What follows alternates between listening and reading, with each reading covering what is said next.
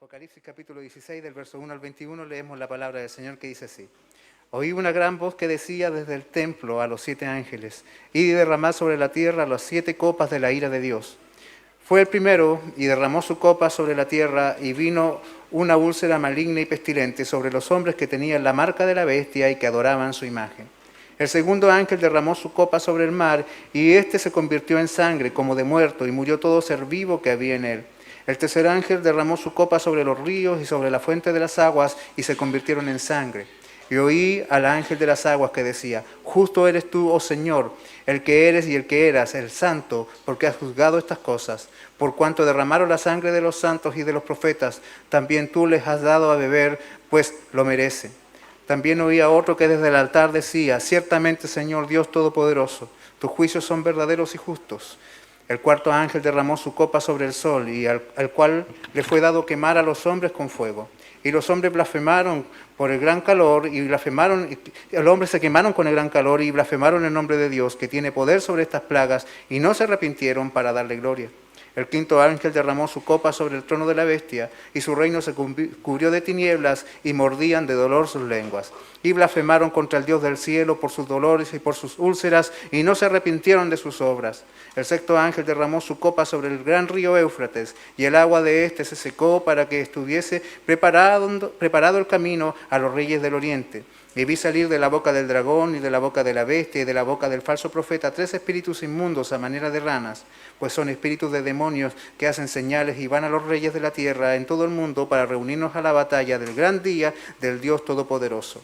He aquí yo vengo como ladrón, bienaventurado el que vela y guarda sus ropas, para que no ande desnudo y vean su vergüenza. Y los reunió en el lugar que en hebreo se llama Armagedón. El séptimo ángel derramó su copa por el aire, y salió una gran voz del templo del cielo, del trono, diciendo, hecho está. Entonces hubo relámpagos y voces y truenos y un gran temblor de tierra y un terremoto tan grande cual no lo hubo jamás desde que los hombres han estado sobre la tierra. La gran ciudad fue dividida en 3 partes, y las ciudades de las naciones cayeron, y la gran Babilonia vino a memoria delante de Dios para darle el cáliz del vino del ardor de su ira.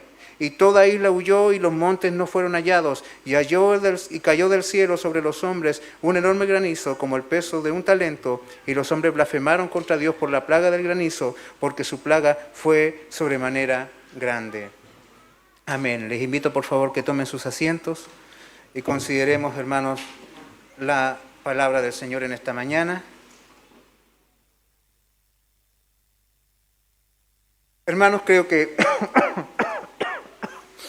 de forma natural todos nosotros contamos con un sentido de justicia que es intrínseco en cada uno de nosotros. En nuestra mente, en nuestra concepción de la realidad, hermanos, asumimos de que los malos no pueden ganar, de que la victoria debe ser de los justos. Y si tal vez ganan en una batalla, es necesario de que exista una revancha, que exista un nuevo encuentro donde la justicia sea reivindicada y la victoria definitiva sea de los buenos. Cualquiera de nosotros se molesta, hermanos, de que no haya consecuencias para los corruptos, para los injustos, para los perversos, para los malvados. No hay nada, hermanos, que moleste más que la impunidad.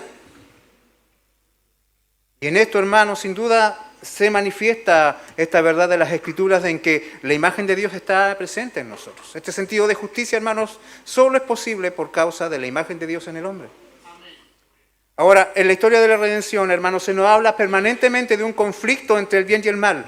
Desde el principio de la historia, hermanos, hubieron encuentros violentos entre el pueblo de Dios y los enemigos de Dios.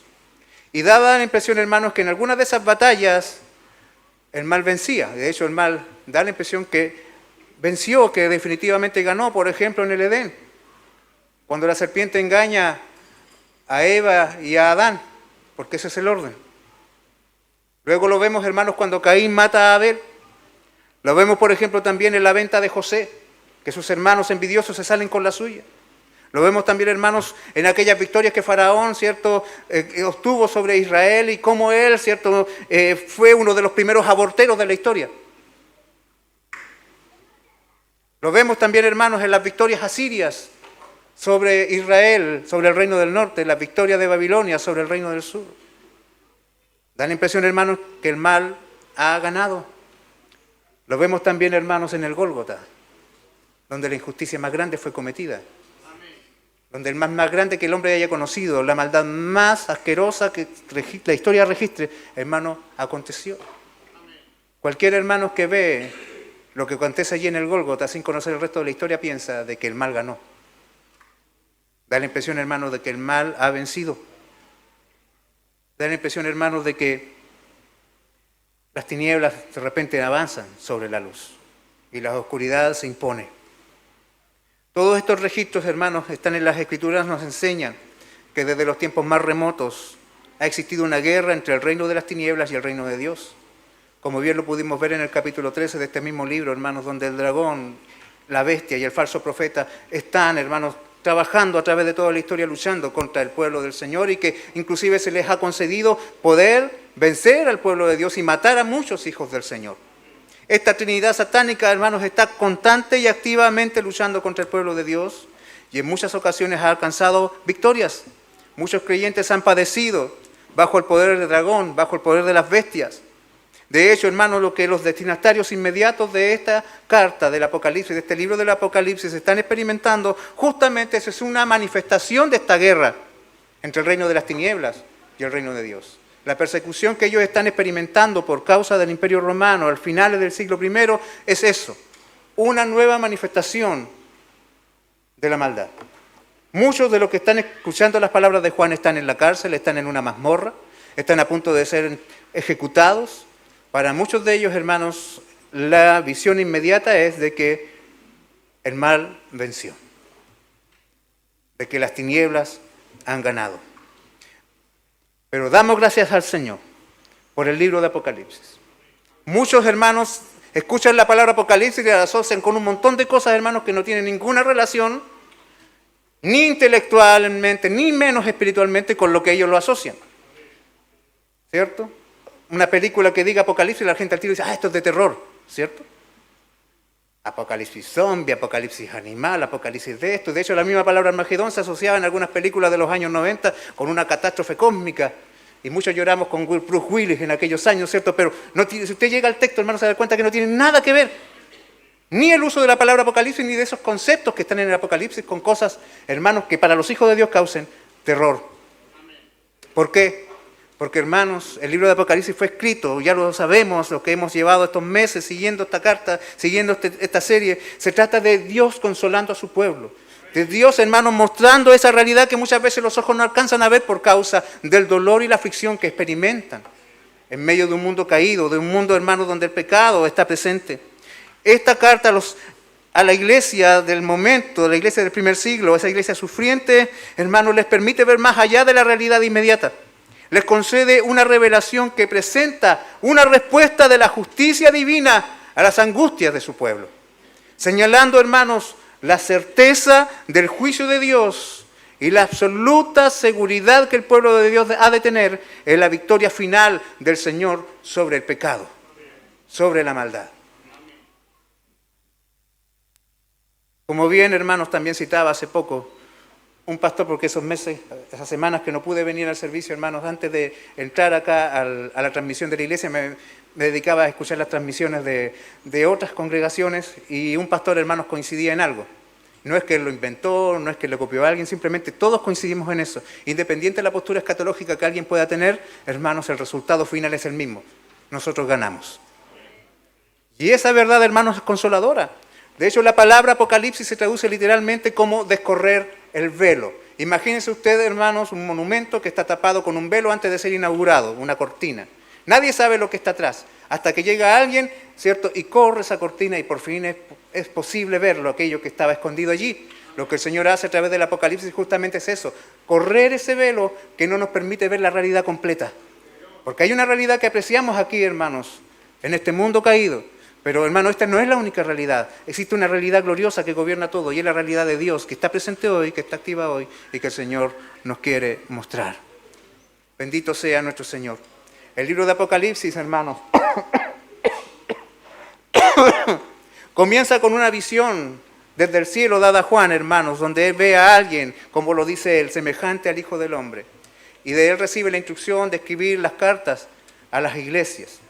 Y luego, hermanos, vemos cómo los cielos le son abiertos y él ve en los cielos un trono, en ese trono a uno sentado que posee en su mano derecha un rollo con 7 sellos. Y no había nadie digno de abrir esos sellos.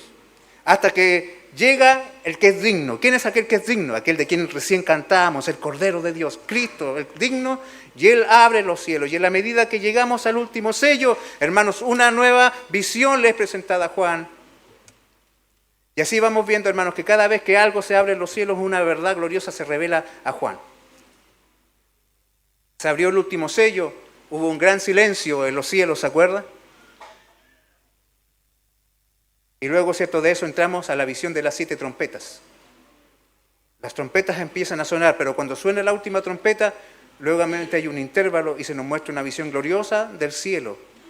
Y también se nos muestra una continua visión acerca de las batallas del pueblo de Dios mientras está en el reino del Señor, ¿cierto? Mientras estamos en este mundo. En este periodo, hermanos, que transcurre entre la primera y la segunda venida del Señor. Luego, hermanos, nos encontramos que otra vez el cielo es abierto para Juan y él observa una gran visión, una mujer vestida de blanco que es acosada por un dragón que quiere devorar al hijo que de ella ha de nacer. Y de ahí, hermanos, entramos a la gran batalla del capítulo 13, donde nuevamente le he mostrado a Juan el dragón y esas 2 bestias, una que surge desde la tierra, otra que surge desde el mar, y que todos luchan contra el pueblo del Señor. Pero llegamos, hermanos, al capítulo 15, y en el capítulo 15, hermanos, tenemos una visión consoladora, y luego al final, en los últimos versículos del capítulo 15, nuevamente se nos muestra algo que se abre para Juan. ¿Y qué se abre para Juan? El tabernáculo de Dios en los cielos. Y esa es, hermanos, la introducción para este nuevo ciclo de 7 cosas que son abiertas o que son manifestadas, ahora las 7 copas de la ira. Bendito sea el Señor por eso. ¿Por qué? Porque ¿qué coincidimos en todo esto? Es que la revelación del Apocalipsis, hermanos, no puede haber surgido de la mente humana. Desde el principio al final es el Señor quien va mostrando a Juan. Le va mostrando las cosas que han de ocurrir, ¿cierto? Estas cosas que ocurrirán pronto, como dice al principio. Son cosas, hermanos, que han estado sucediendo y que van pasando hasta que la historia sea consumada. Y aquí nos encontramos, hermanos, de que los cielos fueron abiertos en el final del capítulo 15, y allí él ve a 7 ángeles vestidos de una manera muy particular, quienes tienen las copas que contienen las plagas definitivas que han de ser derramadas sobre el mundo.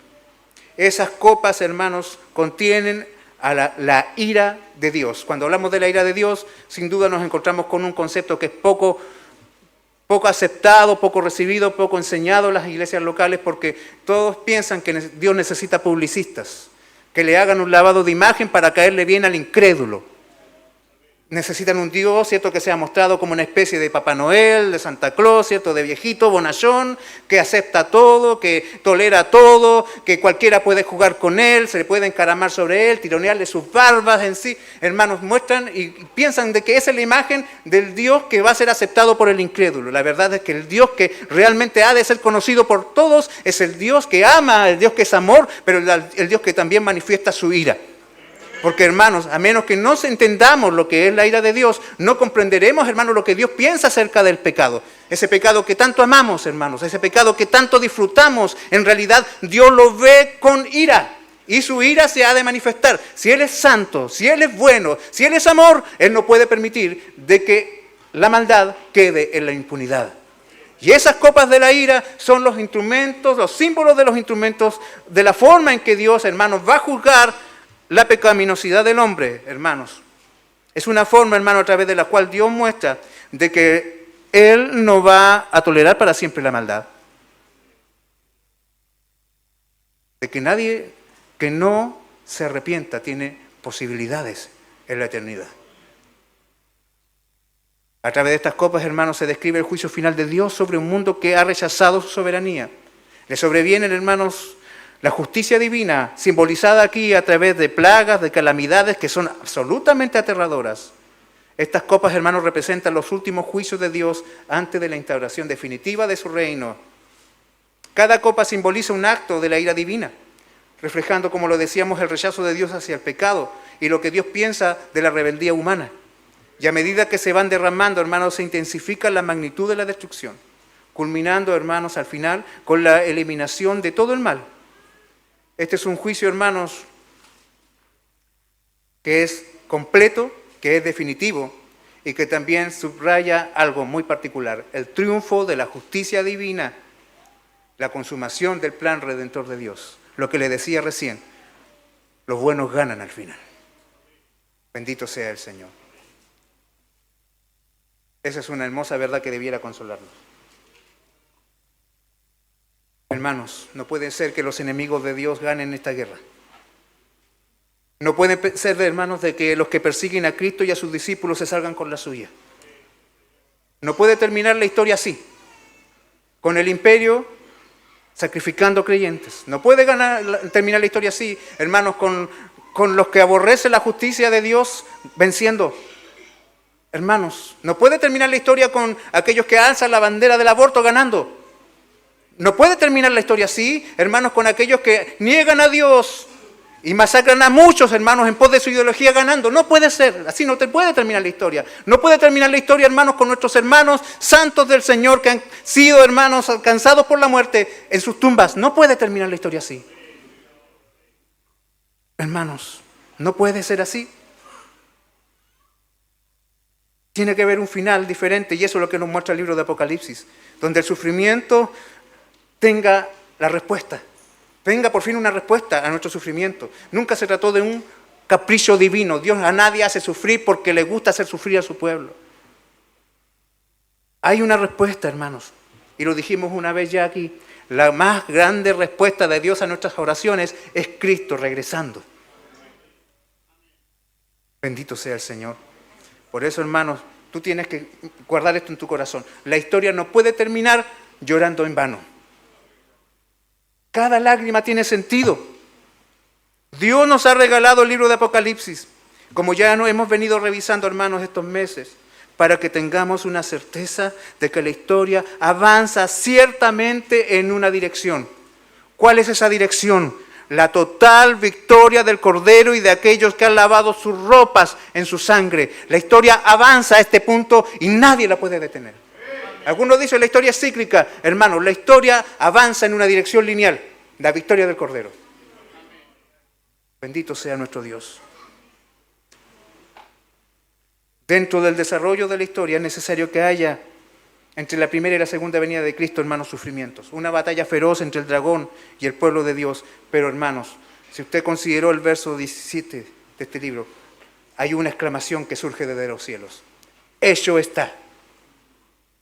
¿Qué nos da esta exclamación? Esta voz proclama algo glorioso que tú y yo teníamos que guardar. La victoria es del Señor. Él vence la maldad. Y esto, hermanos, debe ser para nosotros consuelo y esperanza. Y para los rebeldes, los que perseveran en su maldad, terror y angustia. Porque no puedes pensar que vas a seguir pecando impunemente, porque el Señor ha dicho, y nos ha dicho a través de lo que hemos leído, hecho está, el mal será derrotado. Bendito sea nuestro Dios. Lo primero que vamos a considerar, hermanos, al introducirnos ya en el texto, son aquellas primeras copas, hermanos, que caen sobre la creación. Vamos a leer, hermanos, considerar del verso 1 al 7. Y lo primero que, hermanos, leemos al entrar acá en este capítulo, en el verso 1, que dice así la palabra de Dios: oí una gran voz que decía desde el templo a los 7 ángeles, y derramad sobre la tierra las 7 copas de la ira de Dios. Es lo primero que tenemos que ver aquí en este texto. Considere usted de dónde sale la voz. La voz sale, ¿cierto?, desde el templo. Y en el capítulo 15, verso 5, se describe ese templo como el templo del tabernáculo del testimonio.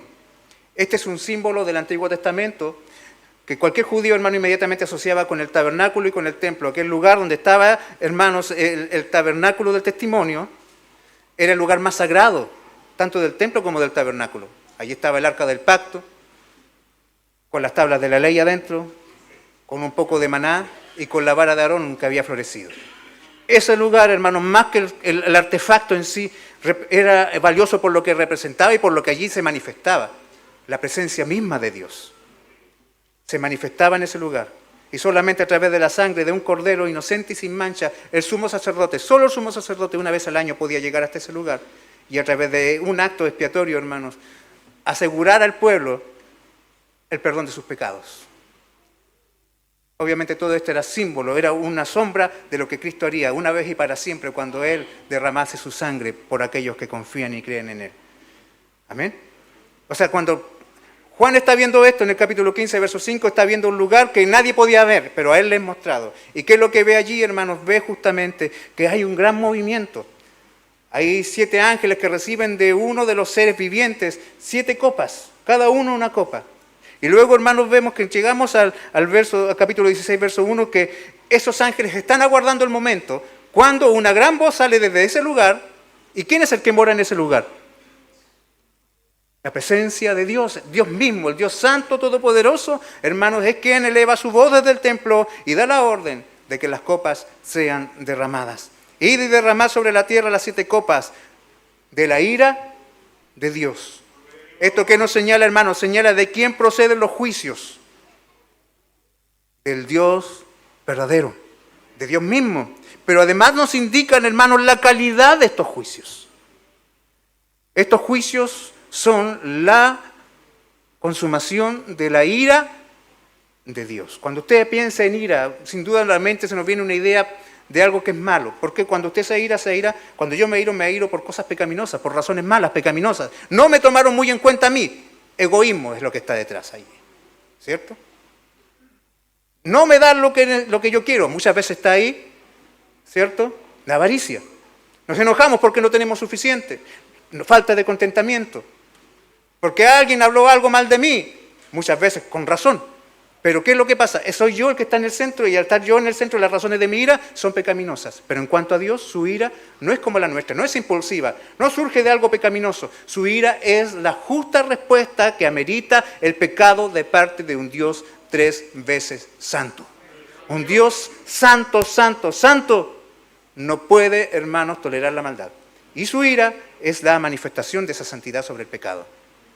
O sea, ¿qué nos dice aquí? Que todos los juicios que vienen son justos, son perfectos. Los que lo reciben se lo merecen. No hay inocentes en el infierno. No hay víctimas en el infierno.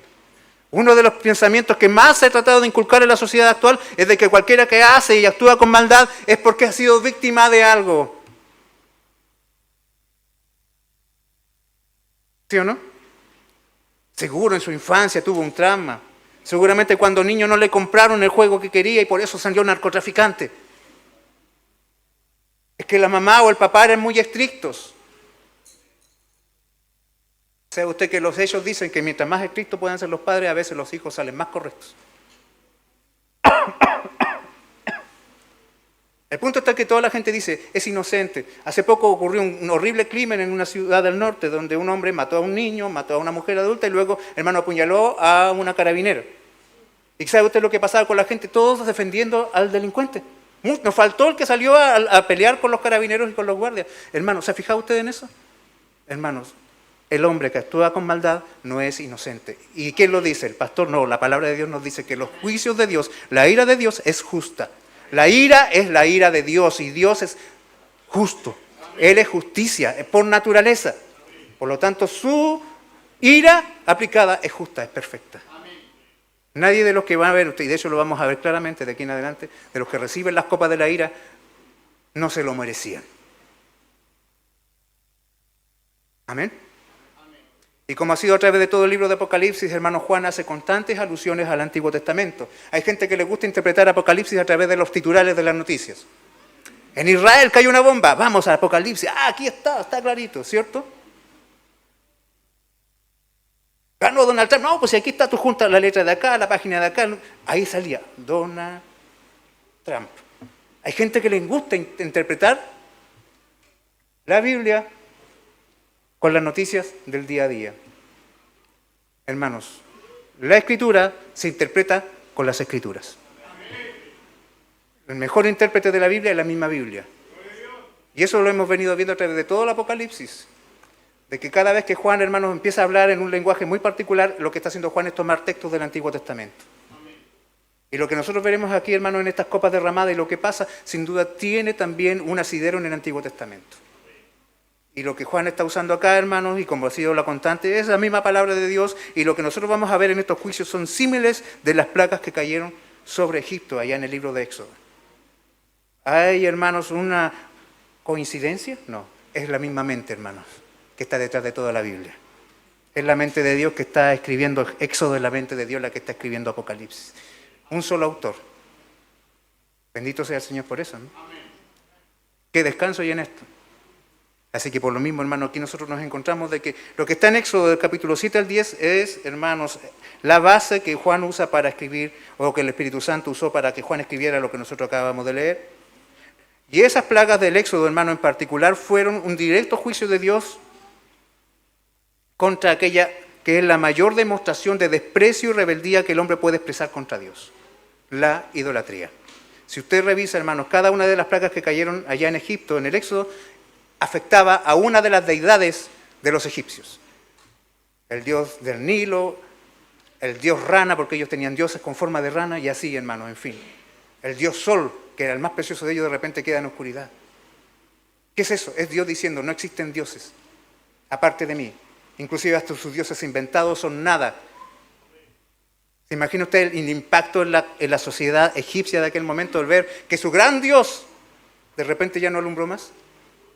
O aquel de quien dependía su vida, ese gran río que ellos adoraban, se volvió insalubre. Hay una lección en esto, hermano, una lección espiritual, de que no hay paz ni descanso para aquel que adora a otro Dios que no sea el Dios verdadero.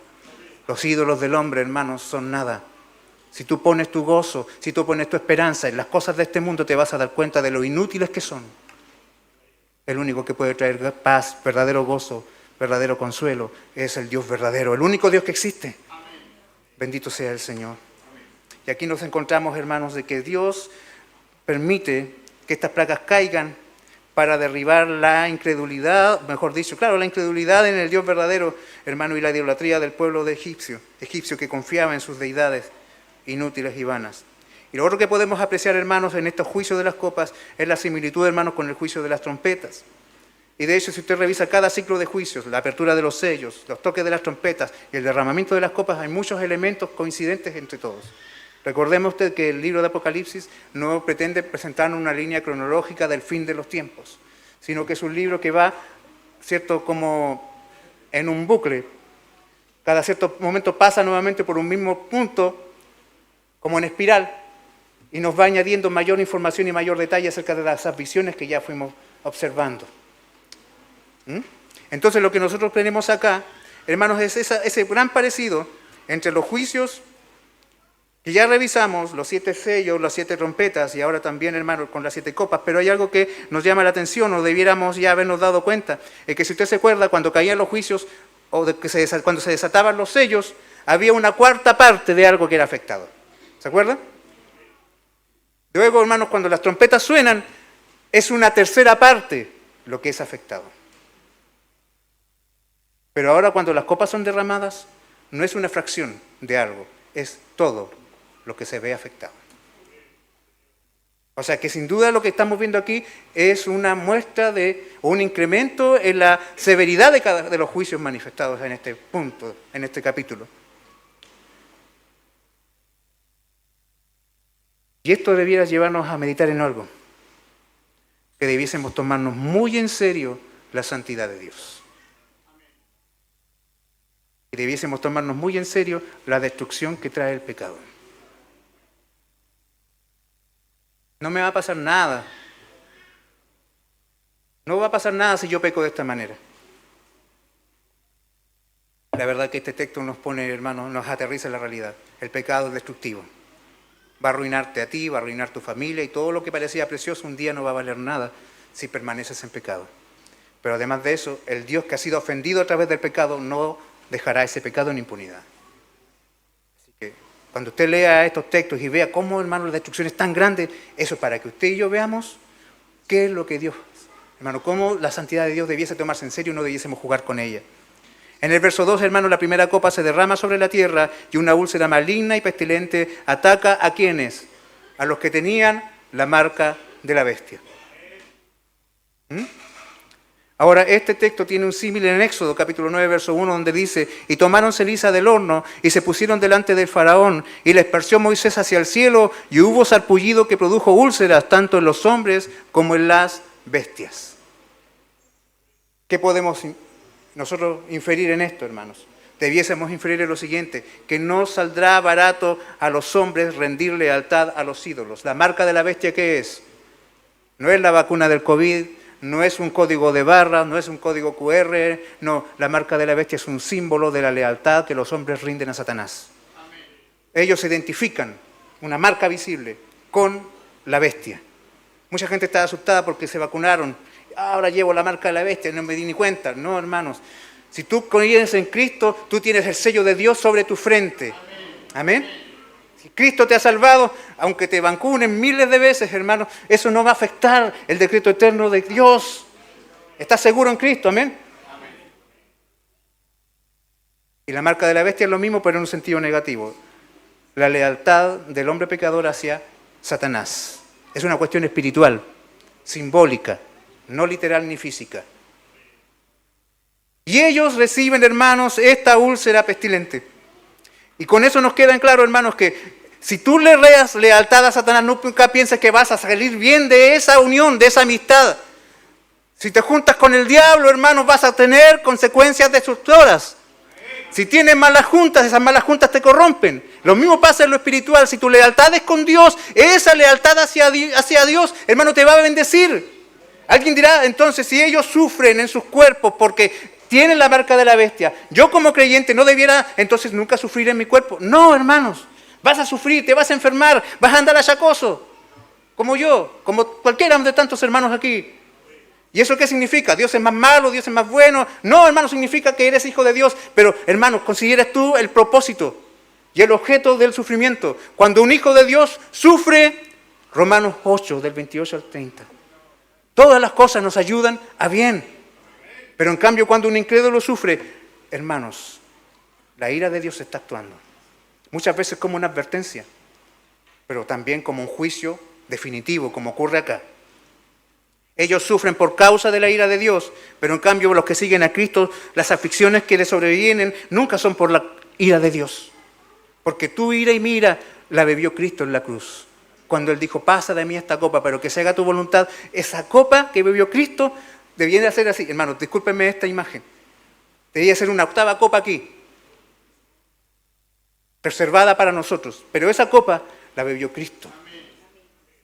No sé si será muy ortodoxo lo que estoy diciendo, pero quiero que tú entiendas que no hay ira para los hijos de Dios, porque esa ira la bebió Cristo en nuestro lugar. Entonces, si tú sufres hoy, no es porque Dios esté enojado contigo. Si tú sufres hoy es porque Dios te quiere hacer precioso. Porque Dios quiere sacarle brillo a tu fe. Porque la fe de los santos probados son más preciosas que el oro para Dios. Pero en cambio los incrédulos debiesen preguntarse por qué están viviendo lo que están viviendo. Pero cualquiera que se asocia con el diablo no puede esperar, hermanos, tener paz en el corazón. El que vive para los placeres de este mundo debiese estar preparado para vivir la zozobra continua. La segunda copa, hermanos, es arrojada en el mar y este se convirtió en un mar de sangre putrefacta, sangre de muertos. Algo horriblemente hediondo, hermanos. A mí me tocó trabajar hace muchos años atrás en una faenadora de carne y entre las muchas cosas que tenía que hacer era almacenar carne en las cámaras y algo pasaba que era muy desagradable cuando se descongelaban las cajas de carne y se podrían. Muchas veces uno tomaba la caja, se la echaba al hombro y quedaba bañado en esa sangre putrefacta. Era un olor que no se podía sacar uno en semanas. Horrible. El problema está que aquí todos los océanos, todos los mares están llenos de este tipo de sangre podrida, sangre de muerto. Y es más, ¿se acuerda usted que en las trompetas una tercera parte de los seres vivientes moría? Y las barcas y los barcos son destruidos. Aquí el texto nos dice de que todo ser viviente en el mar es aniquilado por esta plaga. Éxodo 7:17 dice, así ha dicho Jehová, en esto conocerás que yo soy Jehová. He aquí yo golpearé con la vara que tengo en mi mano el agua que está en el río y se convertirá en sangre. Eso pasó ya en la historia. Y sin duda eso también nos garantiza que puede volver a ocurrir, aunque obviamente esto es un símbolo. Pero ¿qué nos dice esto, hermano? Una verdad que está detrás de todas estas imágenes. De que la severidad del juicio divino sobre la creación por causa del pecado es aterrante, es aterradora. Dios es severo contra la maldad.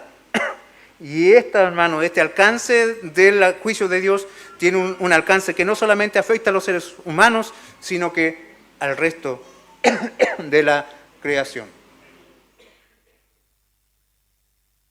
¿Qué es lo más precioso que pueda tener un hombre hoy? Una familia, ¿cierto? Una esposa, hijos. Ponga esa familia en las manos de un hombre pecador y vea lo que pasa con esa familia. Se arruina, se destruye. El pecado tiene un alcance, hermanos, de destrucción tan grande. Y eso queda, hermanos, claramente demostrado en la forma en que Dios aplica un juicio, hermanos, que va más allá de los hombres, sino que también afecta la creación. ¿Qué culpa tenía el Nilo? Dios es el dueño del Nilo. Amén. El Nilo no es un Dios aparte. Dios es quien creó el Nilo y Él puede hacer con el Nilo lo que quiera. Amén. La creación es del Señor y Él puede hacer con su creación lo que Él quiera. ¿Usted ha visto la noticia de lo que está pasando en Estados Unidos? Se está quemando, ¿cierto?, uno de los estados más importantes de Estados Unidos, California, pero a la vez uno de los estados más progres y pecadores que existen en Estados Unidos. Muchos de ellos que perdieron sus casas hace un par de días atrás se aplaudían entre ellos, felicitándose por sus geniales películas que entregan y entre de las cosas que ellos hacían para celebrar sus grandes triunfos. Hermano, es como que si yo me juntara conmigo mismo y me aplaudiera, bien Pedro, te mereces un globo de oro. Y yo digo, oh, muchas gracias, y lo recibo. Eso es lo que hacen entre ellos, se premian entre ellos. No están premiando el arte ni la calidad. Simplemente, hermanos, es una cuestión de exaltar la vanidad humana. Y en exaltar la vanidad humana desprecian a Dios. Y ahora, hermanos, vemos lo que está ocurriendo. Es malo, hermanos, si yo no estoy diciendo eso es un juicio de Dios. Sí, hermanos, pues, nada ocurre sin la voluntad de Dios. Pero si así fuera, y fuera tajante en afirmarlo, ¿está mal que pase? ¿Quién es el dueño de los árboles? ¿Quién es el dueño de los animales que están aquí? Dios, Él los creó. Y Él puede volver a crear miles otra vez, sin duda. Y puede, hermanos, castigar a la humanidad quitándole aquello que a Él le parece que es lo más precioso que tiene. Y lo puede hacer. Y sin duda esto, hermanos, que nos muestra este texto, nos dice de que habrá un día en que si lo que hoy parece terrible, ese día será horrible. Dios nos ayude, hermanos. La tercera copa afecta a los ríos y manantiales, que también se convierten en sangre, así como pasó en Egipto, en el libro de Éxodo capítulo 7, verso 19, hermanos, donde no solamente el río se convirtió en sangre, sino hasta el agua que estaba guardada allí en vasos y en estanques, también se convirtió en sangre. Los depósitos de agua, la gente fue a sacar, ya por lo menos no tenemos, el río ya no sirve, pero vamos, yo tengo agüita guardada en la casa, iba a pescar la botella, la vaciaban, y el agua que estaba en la botella también se había convertido en sangre. La razón del por qué este juicio es tan radical, hermanos, se manifiesta en los versos 5 y 6. Allá, hermanos, hay un ángel que es identificado como el ángel de las aguas, hermanos, que dice algo que es tremendamente potente. Verso 5 dice, y oía el ángel de las aguas que decía, justo eres tú, oh Señor, el que eres y el que eras el santo, porque has juzgado estas cosas. Por cuanto derramaron la sangre de los santos y de los profetas, tú también les has dado a beber sangre, pues lo merecen. ¿Por qué pasan estas cosas? Porque Dios es un Dios santo y Él, hermanos, es justo en retribuir al pecador las obras que Él hizo. ¿Le gustó derramar sangre de profetas y de inocentes? Bueno, beban sangre entonces. Dios nos ayude a considerar, hermanos, esta santidad en Dios. Dios manifiesta su justicia, haciendo que los que derramaron sangre inocente de sus santos enfrenten las consecuencias de sus acciones.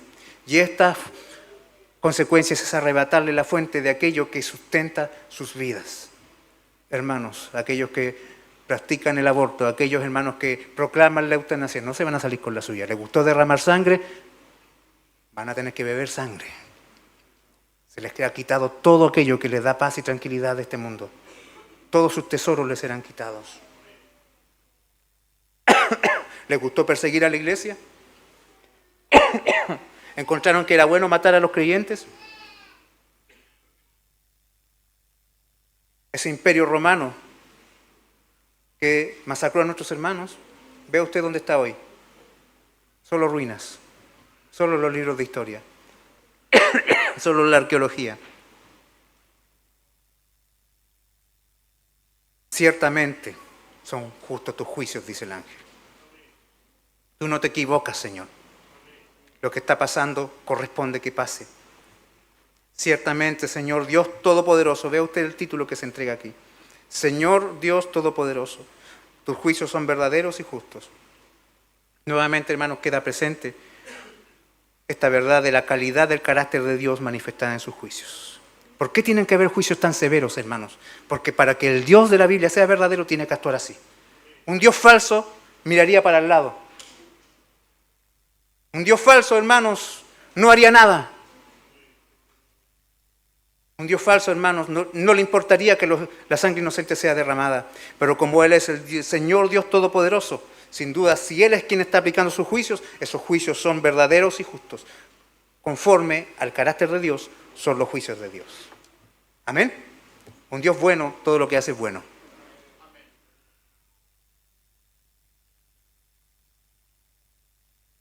Dios tiene el señorío, Él es poderoso, Él es verdadero, Él es justo. Y aplicará juicios verdaderos y justos. Nada está fuera del alcance de su justicia y de su ira. ¿Cuánta reverencia debiese despertar en nosotros este pasaje? Pues la justicia de Dios es perfecta. Él no comete errores, ni actúa con arbitrariedad. Como dice Romanos 3, del verso 23 al 26, Dios es justo. Y Él es quien justifica al que tiene la fe puesta en Jesús. Pero además este juicio de Dios es una respuesta necesaria de su santidad contra el pecado. Porque Él no puede ignorar el pecado, hermanos. Habacuc 1, verso 13 dice, muy limpio eres de ojo para ver el mal, ni puedes ver el agravio. Tus ojos son demasiado puros para tolerar la maldad.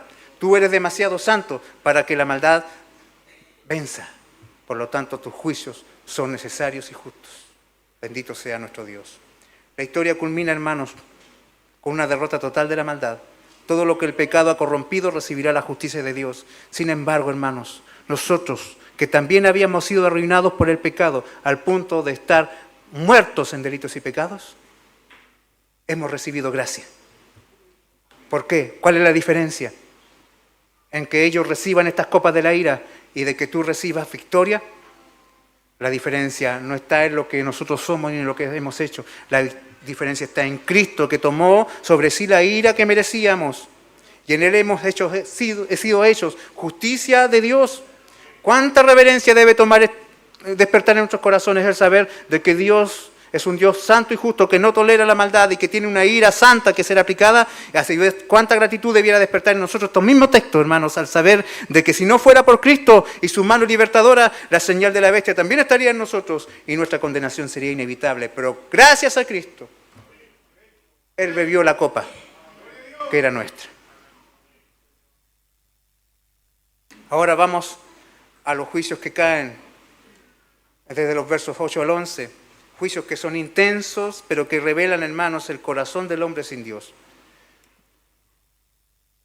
Después de que los ángeles nos entregaran estas expresiones de adoración a Dios, entre los versos 5 al 7, hermano Juan sigue en el verso 8 mostrándonos el derramamiento de la cuarta copa.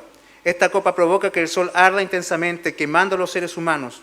Este juicio no tiene, hermanos, un símil en las plagas del Éxodo, pero sin duda tiene una relación con aquello que Pablo dice en 2 de Tesalonicenses capítulo 1, versículos 7 al 8, que dice así: cuando se manifieste el Señor Jesús desde el cielo, con los ángeles de su poder, en llama de fuego, para dar retribución a los que no conocieron a Dios, ni obedecen al Evangelio de nuestro Señor Jesucristo. Esto es, hermanos, un anticipo, o una muestra de lo que la gloria de Cristo provocará. Sin duda vendrá un día en que la gloria de Cristo brillará como el sol. Y como dice el último libro del Antiguo Testamento, cuando ese sol de justicia amanezca, habrán unos que saltarán como becerros en la manada. Amén. Pero habrán otros que experimentarán un terror como nunca antes lo habían conocido. Este juicio enfatiza la severidad del dolor y la desesperación de aquellos que persisten en su rebelión, pero también, hermanos, ponen de manifiesto lo que está en su corazón. ¿Por qué? Porque estos hombres, vea usted lo que pasa, con todo el dolor que están experimentando de esta quemadura, de este símbolo, ¿cierto?, del juicio de Dios que se traduce en esta quemadura provocada por el sol, con todo el dolor que están sintiendo, ¿qué hacen ellos? Blasfeman contra el nombre de Dios. Aborrecen a Dios, se rehúsan a arrepentirse, sino que blasfeman el nombre de Dios y no le dan la gloria que Él merece. O sea, ¿qué nos dice esto, hermano? De que nadie es incrédulo porque faltan evidencias para sacarlo de su incredulidad. Todo aquel hombre que no obedece a Dios es por una condición espiritual, es su corazón, deliberadamente, hermanos, su carne se rehúsa a darle la gloria a Dios. Y en medio aún del dolor, prefieren decirle groserías a Dios. Eso es lo que significa blasfemar el nombre de Dios, usar palabras impropias, groseras, vulgares contra Dios, antes que arrepentirse y volverse a Él. ¿A cuánta gente usted conoce que es así? Viviendo, hermanos, en lo más bajo que pueden estar, experimentando las consecuencias más horribles del pecado, y aún así no quieren a Dios. Una vez me ocurrió, hermano, y esa experiencia siempre la llevo en mi mente y la uso como cuando me toca hablar con algunos hermanos acerca de ciertas instrucciones pastorales. Una vez me tocó ir a visitar a una persona de aquí cerca que estaba viviendo los últimos instantes de una agonía horrible por causa del cáncer. Estaba, hermano, moribundo en su cama, con su rostro completamente, hermano, verde ya prácticamente, hasta había mal olor en la habitación, las mosquitas estaban en todas partes, la muerte era inminente, pero cuando llegó el momento de decirle, vecino, ¿me deja orar por usted?, ese hombre no sé de dónde sacó fuerza y empezó a correr para que no orara por él. Gateaba por la cama para que yo no orara por él, ni pusiera manos, ni hiciera nada, hermanos. Tan grande es el desprecio del pecador por Dios. Cuando alguien se entrega a Satanás, hermanos, se ven cosas así de horribles, lo que usted ve aquí en este texto, experimentando el dolor más grande, pero aún así no se arrepienten. Luego el verso 11, la quinta copa es derramada sobre el trono de la bestia, el trono de Satanás. Ya fue mencionado en el Apocalipsis. ¿Se acuerda usted de la carta a Pérgamo? Allá en Pérgamo se decía que estaba el lugar donde mora Satanás, donde estaba el trono donde se sienta Satanás, y que efectivamente, hermanos, era un altar, un templo que tenía forma de trono dedicado a Zeus en la ciudad de Pérgamo. Pero más que una expresión cultural, aquello del templo de Zeus en Pérgamo, hermanos, es la manifestación de la espiritualidad de la ciudad. Todo lo que está detrás de la cultura, hermanos, que muchos aprecian tanto en este tiempo, simplemente es la manifestación de la cultura que está allí. La gente escucha cierta música, pero esa música, hermanos, contiene un mensaje que no es inocuo. Un mensaje que carga, hermanos, muchas veces el evangelio del diablo, por decirlo de una manera. Y la gente se asocia con eso, lo sigue, invierte su dinero en aquello. Hermanos, en fin, lo que nosotros estamos viendo acá es de que estas copas están poniendo de manifiesto algo, la espiritualidad de lo que gobierna en este mundo, de lo que reina en este mundo. Las primeras copas, hermanos, afectaron el ámbito natural. Y las últimas tres, hermanos, están afectando directamente el mundo espiritual. Y con eso se revela la realidad del corazón del incrédulo. El trono de la bestia es un trono espiritual, descrito como el pozo del abismo en el capítulo 9, verso 1, si usted se recuerda. Asimismo, el gobierno del anticristo no está limitado a una época dada en algún lugar concreto. Está presente donde sea que Dios sea despreciado y su ley quebrantada.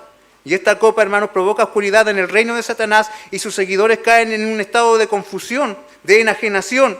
Y el quebranto espiritual, hermanos, es justamente como eso, como un estado mental exacerbado por la maldad que los lleva, hermanos, a hacerse daño a ellos mismos. Ellos muerden de dolor sus lenguas, dice el texto acá. Se dañan a sí mismos, hermanos. Y esta misma plaga ya fue descrita en el libro de Éxodo, capítulo 10, del verso 22 al 23, donde Moisés extendió su mano hacia el cielo, hermanos, y hubo tinieblas muy densas por 3 días sobre la tierra de Egipto. ¿Y qué pasó? Que en esos 3 días la gente, los egipcios, dice que no pudieron ver a su prójimo, no eran ni capaces de levantarse de su cama. O sea, era más que una cuestión física de oscuridad, sino que también queda de manifiesto, hermano, el estado de quebranto espiritual que había en ellos.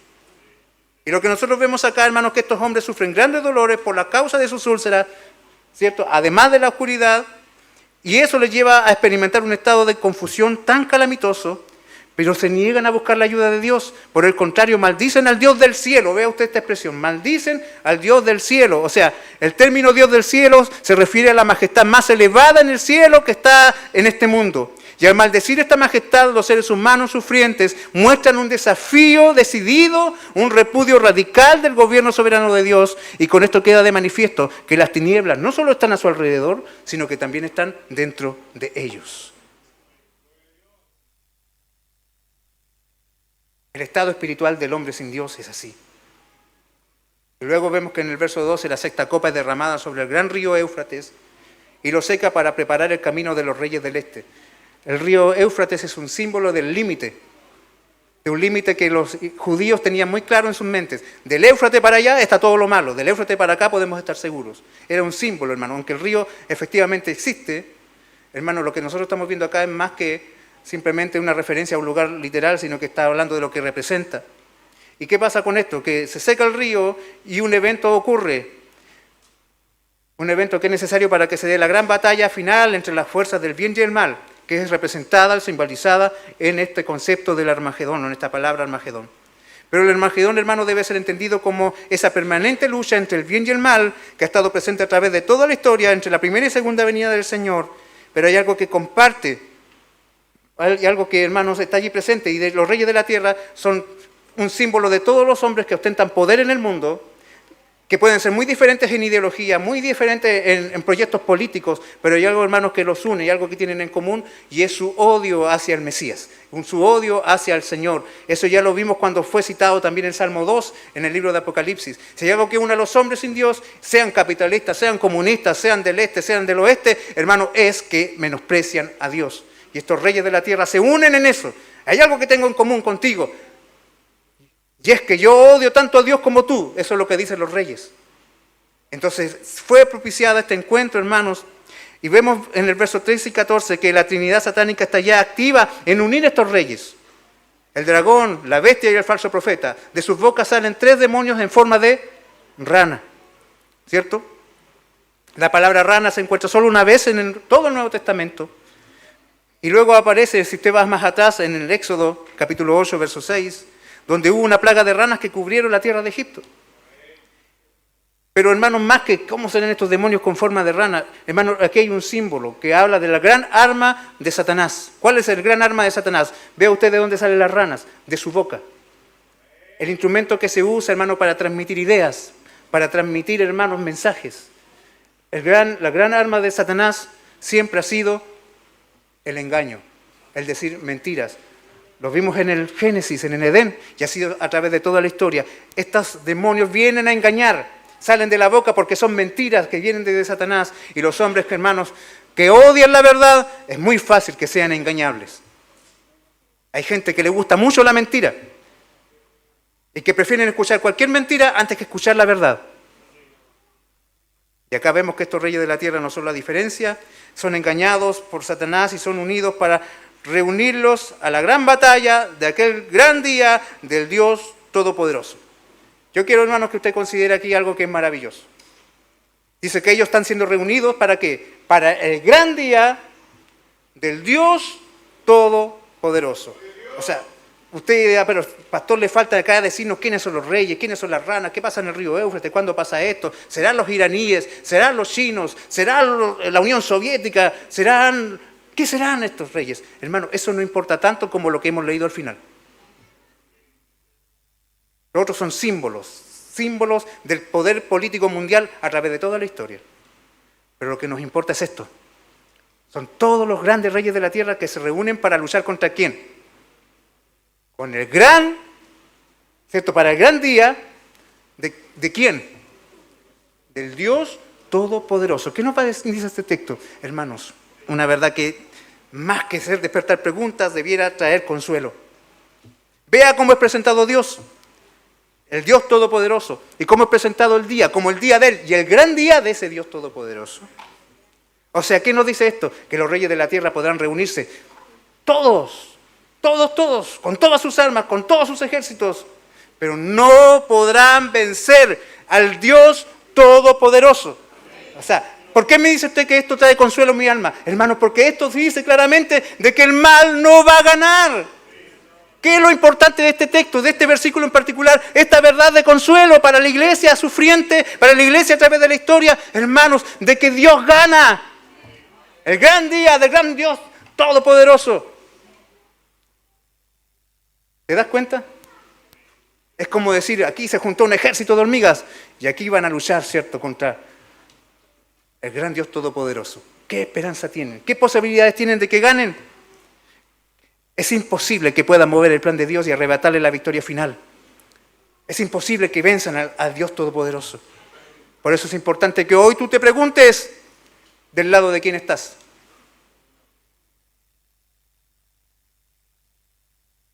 ¿A la sombra de quién te cobijas?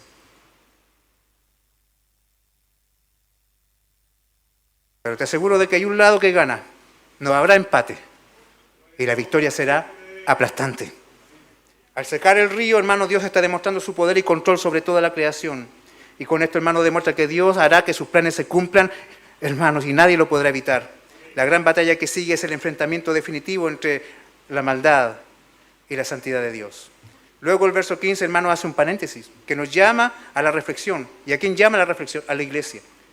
Luego que se nos está hablando esto, hermano, aquí hay un mensaje directo hacia la iglesia. ¿Y qué le dice a la iglesia el Señor? He aquí yo vengo como ladrón. ¿Qué le está diciendo el Señor a la iglesia? Mi venida, mi regreso es inminente. Muchos están esperando, bueno, cuando se seque el río, ahí busco a Dios. No, hermano, no esperes que se seque el río Éufrates porque es un símbolo. Hoy busca a Dios porque viene como ladrón. Algunos dicen, habrá un periodo de 7 años, 3 años y medio, más 3 años y medio más. A los 3 años y medio busco a Dios. No, hermano, olvídate de eso, porque la venida de Dios es como un ladrón. Inminente, indetectable, si quisiéramos decirlo, inesperado, en cualquier momento. Así que el Señor le dice a su iglesia, ustedes santos, sepan esto, yo vengo como ladrón.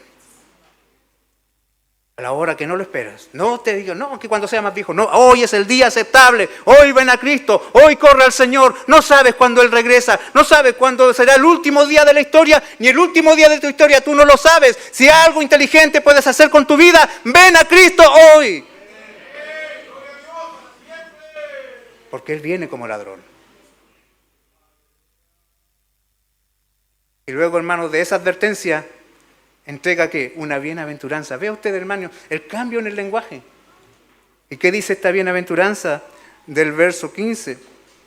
Dice, aquí yo vengo como ladrón, bienaventurado el que vela y guarda sus ropas para que no ande desnudo y vean su vergüenza.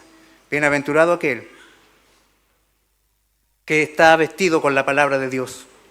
De modo que cuando llegue el tentador con sus mentiras y con sus engaños pueda resistir la tentación. Amado hermano, aférrate a la verdad, para que no seas engañado con las múltiples mentiras que recorren hoy el mundo. Bienaventurado aquel que guarda sus vestiduras, que está, hermano, activamente del lado de Dios. Bendito sea el Señor. Y luego que pasa esta advertencia hacia la iglesia, esta exhortación hacia el pueblo, hermano, nosotros podemos ver que a pesar del sufrimiento y los juicios que son tan evidentes, hermano, son cosas que pasan solo porque Dios las puede hacer, los hombres no se arrepienten, sino que blasfeman contra su nombre. Las copas revelan no solo la justicia de Dios, sino también la terquedad y la maldad del corazón humano.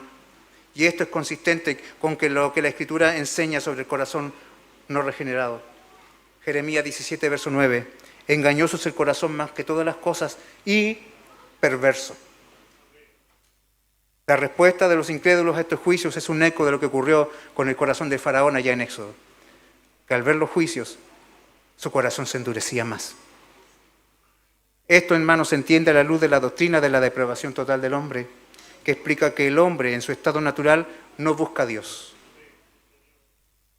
A menos que la gracia regeneradora que viene a través de la obra de Cristo, manifestada o aplicada por el Espíritu Santo, hermanos, sea aplicada en el corazón de un hombre, nadie se volverá a Dios. Entonces, hermanos, si algo concluimos aquí, es que tenemos una necesidad urgente de que Dios obre en redención sobre nosotros, sobre nuestras familias. Ora por tu familia para que Dios les hable al corazón y los traiga a la salvación. No te quedes tranquilo viendo a tu familia yéndose al infierno. No te quedes tranquilo viendo a tus amigos amados que se van al infierno. No, que si le digo esto se ofende. Que se ofenda con la verdad antes que sea, hermanos, exterminado. Y cuando hablo de exterminado, hermano, estoy hablando no en un sentido literal, porque aquella eternidad también se vive en el infierno, en el tormento eterno. No habrá un fin para el sufrimiento. Y si amas de verdad, tú no quieres que tu ser querido sufra eternamente. Hermanos, ora para que Dios manifieste salvación. Y luego ya nos encontramos en los versos 17 al 21, la manifestación de la séptima copa, donde ya todo es consumado. Antes que la séptima copa sea derramada, se nos dice que todos los enemigos de Dios están reunidos en el valle de Armagedón. Esto se traduce literalmente como el monte Megido. Ar significa monte y Magedón es una palabra que se traduce también como Megido y que es un lugar que existe realmente, hermanos, allá en Medio Oriente. En ese lugar se han librado grandes batallas a través de la historia.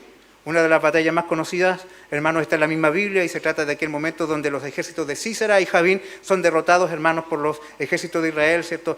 Animados por Débora. ¿Se acuerda usted de ese pasaje del libro de Jueces? Allí se peleó en el Valle de Armagedón y ahí los enemigos de Dios fueron derrotados. En el tiempo más contemporáneo, la Guerra de los 6 Días, en el año 1967, también se libró una batalla muy importante allí, donde la nación de Israel, el Estado de Israel, pudo derrotar a una confederación de países árabes que se habían levantado en su contra. Batallas en el antiguo tiempo, batallas en el tiempo contemporáneo y entre medio muchas batallas más. Entonces Armagedón, hermanos, más que un lugar físico, ya volviendo al lenguaje apocalíptico, demuestra el punto de encuentro entre las fuerzas del mal y las fuerzas de Dios, pero que con una característica en particular.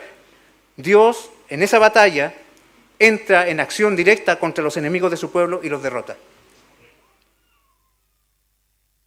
Entonces Armagedón simboliza eso, la batalla continua entre el bien y el mal, hermanos, pero particularmente en aquel momento cuando Dios manifiesta su poder en favor de su pueblo angustiado, como ocurrió allá en Segunda de Reyes, capítulo 19, versos 34-37, donde se nos relata que 185.000 asirios, comandados por Senaquerib, hermanos, son exterminados en una noche por el ángel de Jehová. Y así, hermanos, fue librado el pueblo de Dios. La victoria final le pertenece al Señor. Dios, hermanos, vendrá en rescate de su pueblo. Amén. Luego el verso 17 nos dice de que el último ángel derrama la séptima copa en el aire y como el séptimo sello y la séptima trompeta, el número 7 indica consumación. Aquí se señala que es el fin de esta era. Y con ella, hermanos, se derrama la copa y ante la manifestación de la gloria de Dios todo el mundo creado es conmovido. Vea usted lo que dicen los textos, versos del 18 al 20. Hubo relámpagos, voces, truenos, un gran temblor de tierra, un terremoto tan grande el cual no hubo jamás desde que los hombres han estado sobre la tierra. Y luego salte usted al verso 20, dice que toda isla huyó y los montes no fueron hallados. Es un cataclismo, hermanos, como nunca antes se había visto. Pero este lenguaje ya nos resulta conocido porque ya pasó todo esto, voces, relámpagos, truenos, temblores, cuando el Señor entregó su ley en el Sinaí, ¿se acuerda? Es una manifestación del poder de Dios, del decreto de Dios, de la soberanía de Dios, hermano, de una manera contundente. Todo esto, hermano, fíjese usted cómo se está escribiendo, con palabras muy bien escritas para poder describir la grandeza del horror de este momento. Tanto es así, hermanos, que nosotros leemos que la gran ciudad fue dividida en 3 partes y las ciudades de las naciones cayeron. ¿Qué significa esto, hermanos? De que todos los sistemas mundanos son destruidos en la manifestación de este juicio. Todo lo que causa deleite al hombre, toda razón de orgullo del hombre, toda razón de satisfacción del hombre, en este punto se derrumba, se encuentra completamente arruinado. Hermanos, por eso es necio atar tu vida, atar tu alegría, hacer depender tu gozo de las cosas de este mundo. Porque todo lo que tú amas de este mundo un día serán ruinas. Si tú pones tu gozo en eso, un día tu gozo serán ruinas también. La gran ciudad se partió en 3, hermanos. Todo se vino al suelo. Aquello que por tanto tiempo parecía indestructible, hoy día son ruinas en el suelo. Ay de aquellos hermanos que hacen de las cosas de este mundo la razón de su gozo.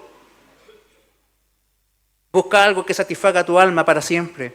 El Señor le dijo a la samaritana, el que bebe del agua que yo le daré, nunca más tendrá sed. ¿De qué agua estás bebiendo hoy? Bendito sea el Señor. Y parecía, hermanos, que había alguien que se estaba salvando y que nunca pagaría por sus perversiones, pero ahora debe enfrentar la oscura hora de rendir cuentas. Si usted lee, hermanos, allá dice que la gran Babilonia vino en memoria delante de Dios para darle el cáliz del vino del ardor de su ira. ¿Qué significa esto? Que Dios no ha olvidado los pecados de Babilonia. ¿Y qué es Babilonia? Un símbolo de los sistemas mundanos. Todo lo que sea antidios es simbolizado por Babilonia. La ira de Dios, hermanos, que por tanto tiempo ha estado retenida, ahora está ya completamente. Imagínense usted de que hay un gran río, pero ese gran río, hermanos, tiene una represa. Esa represa, hermanos, está allí soportando millones y millones y millones de metros cúbicos de agua. Pero hay una compuerta, y esa compuerta deja pasar cierta cantidad de agua muy controlada, así como está pasando hoy. La ira de Dios se está manifestando hoy, sí, se manifiesta, pero de una manera medida, no total ni absoluta. Como un día ocurrirá, cuando esa represa que contiene la ira de Dios, hermanos, esas aguas turbulentas, es la ira de Dios. La represa es quitada y toda esa gran muralla de agua turbulenta se viene encima, como el peor de los tsunamis que la historia registre, y no hay esperanza para el pecador. Es arrastrado, es arrasado, hermano, por la ira de Dios que hasta hoy está contenida y no se ha manifestado completamente, pero que Dios la está guardando para ese gran día. Dios la está guardando, hermanos. Ese mundo, hermanos, que gustó tanto de emborracharse, gustó tanto de entregarse en la necedad, ahora, hermanos, debe beber a fondo el cáliz del vino del furor de la ira. Este es el símbolo del juicio que cae, hermanos, sobre el mundo, y que también se añade otro símbolo. Dice que cae sobre los hombres un granizo enorme del peso de un talento, o sea, como de 50 kilos. Es un símbolo de lo que Dios hará con el pecado. Si usted va a Éxodo capítulo 9, versos 22 al 25, dice allí el texto que Jehová hizo tronar y granizar, y el fuego se descargó sobre la tierra. Verso 24, y hubo pues granizo y fue mezclado con fuego, y granizo y fuego mezclado con el granizo, tan grande cual nunca hubo en toda la tierra de Egipto, desde que fue habitada. Y aquel granizo hirió toda la tierra de Egipto, todo lo que estaba en el campo, así hombres como bestias. Un juicio de Dios, hermanos, imponente, absoluto, total. Pero aún allí, en medio del espanto del juicio final, ¿qué pasa con los hombres pecadores?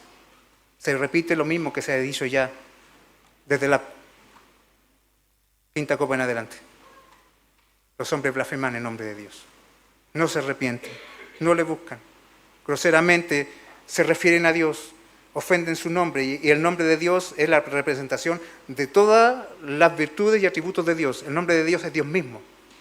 Y ellos prefieren ofenderle antes que buscarle. Bendito sea el Señor. Qué terrible la condición del hombre sin Dios. Cuánta necesidad puede caber en un solo ser humano, hermano, es infinita. Por eso Dios nos llama a esta hora, hermanos, a venir a Él. Intencionalmente dejé para esta parte, hermanos, esa porción del verso 17 que le da título al sermón. Eso está. Con esto quiero ya terminar. Estas palabras del final del verso 17 implican la soberanía de Dios. Eso está. Todo ocurre conforme al plan eterno de Dios. Él es el alfa y la omega, el principio y el fin. Su propósito se cumplirá, hermanos, sin faltar nada. Tal como lo ha decretado, así será. Eso está, indica que el juicio de Dios sobre el mundo rebelde ha llegado a su punto culminante. No hay más historia después de este día. Es una declaración de que su ira santa ha sido completamente ejecutada contra el pecado y la maldad, cumpliendo así su justicia perfecta. Marca el fin de la era de este tiempo, de esta forma de vida del hombre. Y pasamos, hermanos, a ver la consumación plena del reino de Dios. Hay un reino presente y activo, pero hay un reino que será consumado cuando ocurran estas cosas. Representa el momento en que el juicio de la ira final sobre el mundo pecaminoso ya ha sido completado y se abre el camino, hermanos, para que este cielo nuevo y tierra nueva sean establecidos. Colapsa todo sistema mundano. Eso significa de que la gran Babilonia ha caído. Es el anuncio de que todo el poder humano rebelde, junto con las fuerzas satánicas, hermanos, tienen que enfrentar su fin. Este hecho significa de que el mal no puede vencer, de que nunca hubo impunidad, de que los buenos ganan. Eso está. Bendito sea el Señor. Pero no podemos, hermanos, dejar de apreciar que estas mismas palabras ya fueron dichas en la historia. Cuando uno, santo y sin mancha, en la cruz dijo, consumado es. Otra forma de decir, hecho está. Aquel Señor Jesús en la cruz, mientras estaba entregando su vida, hermanos, declaró que la obra está completa para ti y para mí. Nuestra redención es total y completa, porque Cristo también dijo, hecho está, consumado es. Ambas expresiones subrayan, la del Apocalipsis 16 y 17 y aquella que dijo el Señor Jesucristo en la cruz, subrayan el cumplimiento del propósito soberano de Dios, tanto en la redención que tú y yo recibimos, como en el juicio que recibirán aquellos que no vienen a Cristo. Los que han venido a Cristo en arrepentimiento y fe no deben temer a las palabras del Apocalipsis 16 y 17, porque para ellos ya hubo un eso está, y ese está, hermanos, en la cruz, el cual será reafirmado, y esto es un spoiler, en el capítulo 21 de Apocalipsis, cuando el cielo nuevo y tierra nueva sean instaurados. Habrá un nuevo hecho está, pero de gozo, de alegría y de bendición, asegurado por el consumado es de la cruz. Por lo tanto, hermanos, tú que estás aquí en esta mañana, puedes llevar años viniendo a la iglesia o puede ser la primera vez que estás con nosotros. Si algo tienes que considerar es de que Dios, a través de esta frase, hecho está, nos asegura de que Él es fiel a sus promesas y de que Él cumplirá lo que Él ha dicho, de que Él traerá justicia plena, y que erradicará en un momento todo el sufrimiento que el pecado ha traído. Para todo aquel que hoy escucha este mensaje, pero que no está a cuenta con Dios, este hecho es un llamado urgente a volverte a Cristo antes que sea demasiado tarde. Porque el juicio final de Dios es inminente y es inevitable. Eso está. No hay cómo escapar. Si no estás en Cristo, no tienes dónde esconderte. Por eso ven a Él hoy. Deja que Él te cubra bajo la sombra de tus alas hoy. Lo necesitas hoy, no dejes para mañana porque, hermanos, ya dijo, vengo como ladrón, no sabes si habrá un mañana. El juicio final es inminente, es inevitable. Si estás en Cristo, ven hoy.